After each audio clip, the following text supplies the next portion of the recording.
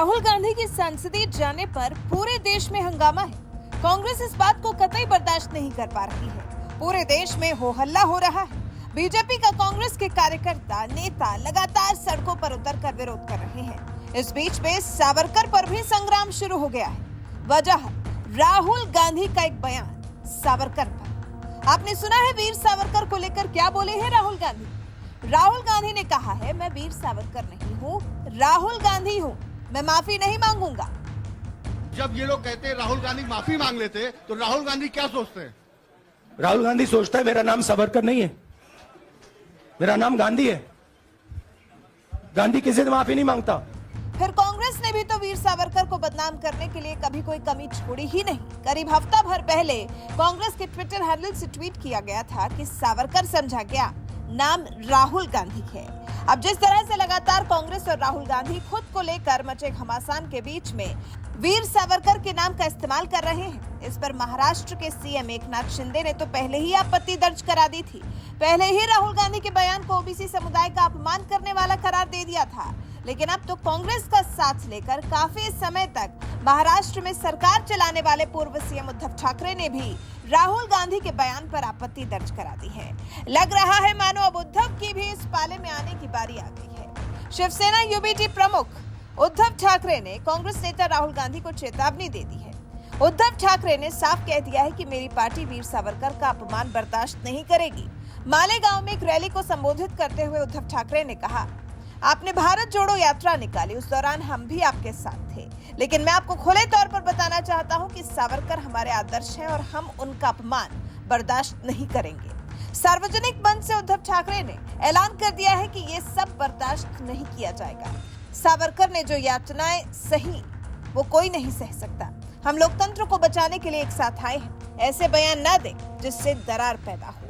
यही चेतावनी है उद्धव ठाकरे ने जो राहुल गांधी को दी है, जो ये बताने के लिए काफी भी है कि वीर सावरकर पर कांग्रेस की तरफ से लगातार हो रही बयानबाजियों पर अब लगाम लगनी जरूरी है। क्योंकि अगर ऐसा नहीं होता है तो महाराष्ट्र में जो कांग्रेस उद्धव ठाकरे का साथ लिए विपक्ष में बनी भी हुई है, इस लायक भी नहीं रह जाएगी। महाराष्ट्र भी कांग्रेस के हाथ से पूरी तरह छूट जाएगा।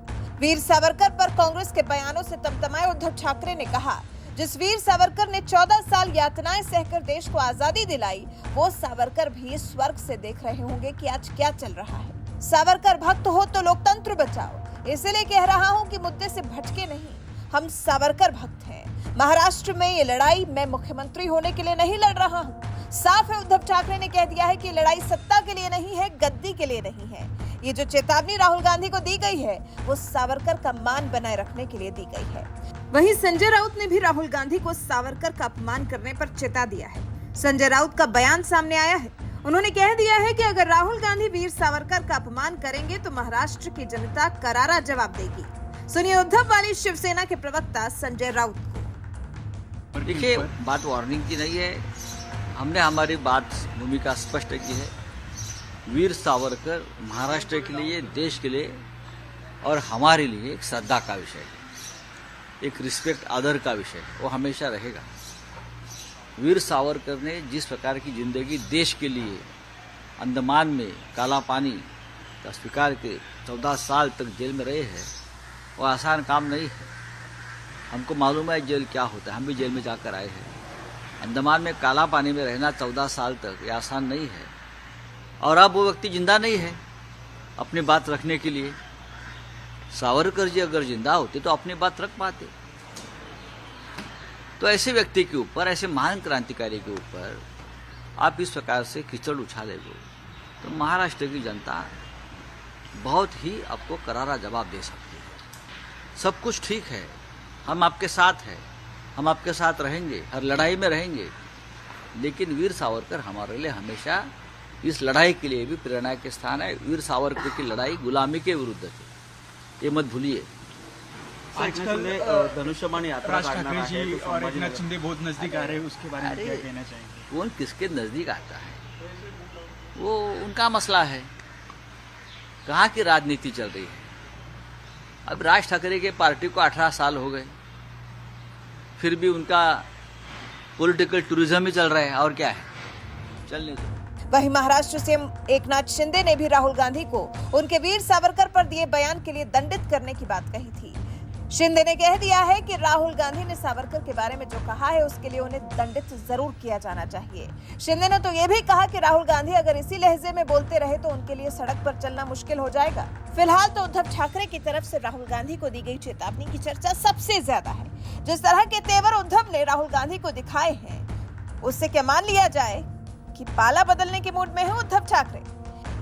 ये सवाल इसलिए उठ रहा है क्योंकि उद्धव ठाकरे ने राहुल गांधी पर बयान देने के लिए एक सार्वजनिक मंच का इस्तेमाल किया है। उन्होंने अपने विचार रखने के लिए एक बड़े मंच का इस्तेमाल किया है और उस मंच से सख्त लफ्जों में राहुल गांधी को चेतावनी दे दी है। इसी से अंदाजा लगाया जा रहा है कि कहीं ऐसा तो नहीं है कि अब पक्ष बदलकर फिर एक बार लोकसभा चुनाव के करीब आते ही बीजेपी के करीब आने की कोशिश कर रहे हैं उद्धव ठाकरे। फिर एक बार अपनी पुरानी विचारधारा पर लौटने की कोशिश कर रहे हैं उद्धव ठाकरे। फिर अभी हाल ही में उद्धव ठाकरे और देवेंद्र फडणवीस के बीच में विधानसभा परिसर में मुलाकात भी हुई थी, जो कि राजनीतिक हलकों में चर्चा का विषय बन गई थी। और अब राहुल गांधी को वीर सावरकर पर चिता रहे हैं उद्धव ठाकरे। सवाल ये कि आखिर उद्धव ठाकरे के मन में है क्या वीर सावरकर का सहारा लेकर पाला बदलने की कोशिश में है उद्धव ठाकरे? क्या अपनी विचारधारा पर लौटने की कोशिश कर रहे हैं उद्धव ठाकरे? आप इस बारे में क्या सोचते हैं? अपनी राय हमें कमेंट कर जरूर बताएं। मेरे पिता का शव इस तिरंगे झंडे में लपेटा गया था। इस तिरंगे के नीचे मेरे पिता का शव था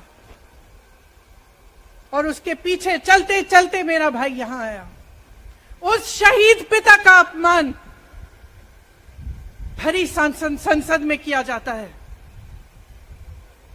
उस शहीद के बेटे को आप देशद्रोही कहते हैं, आप मीर जाफर कहते हैं, उसकी आप मां का अपमान करते हैं। आपके मंत्री मेरी मां का अपमान भरी संसद में करते हैं। आपके एक मुख्यमंत्री कहते हैं कि राहुल गांधी को पता भी नहीं है कि उनका पिता कौन है। आपके प्रधानमंत्री भरी संसद में खड़े होकर कहते हैं कि ये परिवार नेहरू नाम को इस्तेमाल क्यों नहीं करता। पूरे परिवार का अपमान करते हैं। कश्मीरी पंडित समाज के रिवाज का अपमान करते हैं, जिसके तहत एक बेटा अपने बाप के मरने पर पगड़ी पहनता है, परिवार की परंपरा को आगे बढ़ाता है। लेकिन आप पर कोई मुकदमा नहीं होता, आपको 2 साल की कोई सजा नहीं मिलती, आपको जेल की सजा नहीं मिलती, आपको संसद से कोई बाहर नहीं निकालता, आपको मना नहीं करता कि 8 सालों के लिए आप चुनाव नहीं लड़ सकते। क्यों? मैं पूछना चाहती हूं क्यों?